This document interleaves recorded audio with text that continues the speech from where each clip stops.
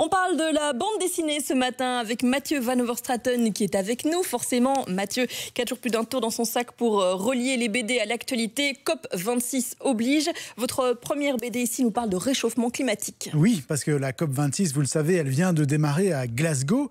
Et du coup, tout le monde s'interroge évidemment sur la manière de contrer le réchauffement climatique. Et c'est le cas aussi de certains auteurs de bande dessinée. C'est le cas de Christophe Blain, qui est l'un des grands noms de la bande dessinée actuelle, puisqu'il a quand même remporté 2 fois le prix du meilleur album au Festival d'Angoulême. D'abord pour Isaac le Pirate et puis pour Quai d'Orsay, un film que vous avez peut-être vu au cinéma, puisqu'il y a eu une version cinéma de cette bande dessinée. Ah oui, c'était très bien ce truc. Oui. C'était un jeune homme qui arrivait dans un cabinet ministériel. C'est ça, exactement. Ça, Donc c'était un peu une parodie du cabinet de Dominique de Villepin. Et Christophe Blain est également l'auteur d'une nouvelle version de Blueberry, dont je vous avais parlé, qui était sortie en 2019. Alors l'idée de cet album-ci, qui s'appelle donc Le Monde sans fin, elle est née durant l'été 2018. Je ne sais pas si vous vous souvenez, durant cet été-là, il y avait eu une canicule qui avait touché la France.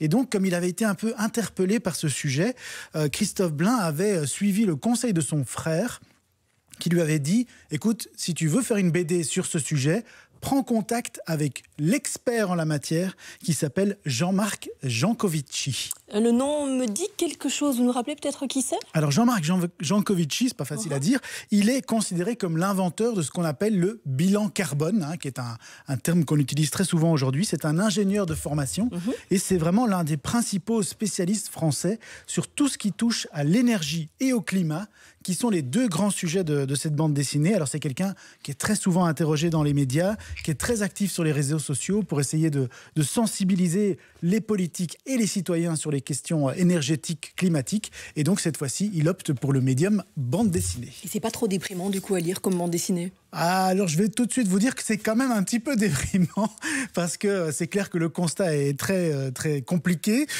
Mais dans Le Monde sans fin, Jean-Marc Jancovici, il explique à Christophe Blain les raisons pour lesquelles notre planète vit actuellement ces profonds changements climatiques.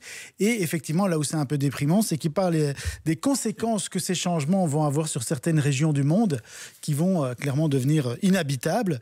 Mais ce qui est très intéressant dans cette démarche, c'est que Christophe Blain, il joue un peu, vous savez, le rôle du Candide, donc celui qui fait semblant de ne rien savoir. Et donc, c'est une bonne manière pour Jean-Marc Jancovici d'expliquer des concepts parfois compliqués de manière très simple. Et ça arrive régulièrement, j'ai l'impression, ces derniers temps, on en a besoin aussi pour mieux comprendre ce qui nous arrive. Oui, il y a énormément de bandes dessinées maintenant de vulgarisation scientifique. Et alors, ce qui est bien, c'est que Jean-Marc Jancovici, il utilise énormément de métaphores. Donc, pour montrer, par exemple, à quel point nous sommes tous hyper dépendants de l'énergie et des machines, il nous compare tous à des sortes d'Iron Man avec des exosquelettes capables d'accomplir en permanence des tâches qui autrefois étaient impossibles. Donc en gros, notre puissance à tous, à vous, à moi, a été multiplié par 200 grâce aux machines, ce qui signifie qu'en fait que nous avons l'équivalent de 200 esclaves qui travaillent en permanence pour nous. Alors évidemment, c'est formidable, sauf que on est devenu complètement drogué aux énergies fossiles, le charbon, le gaz, le pétrole,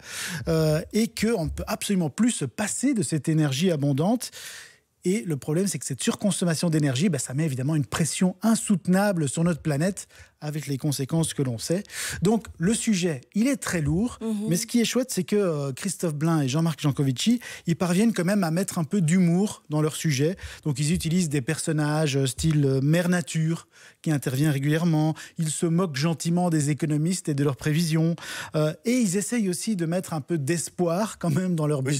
Ils apportent des solutions ou des propositions de solutions. Donc, en fait, il y a toute une partie de la bande dessinée qui est exposer le problème. État des lieux. Voilà, montrer à quel point on est un peu tous dans la... mais après, ils arrivent quand même avec aussi des solutions individuelles, des solutions collectives. Et c'est là où on sent aussi que c'est un livre français et pas belge, parce que le Jancovici en question, il est quand même, on sent plutôt en faveur de l'énergie nucléaire.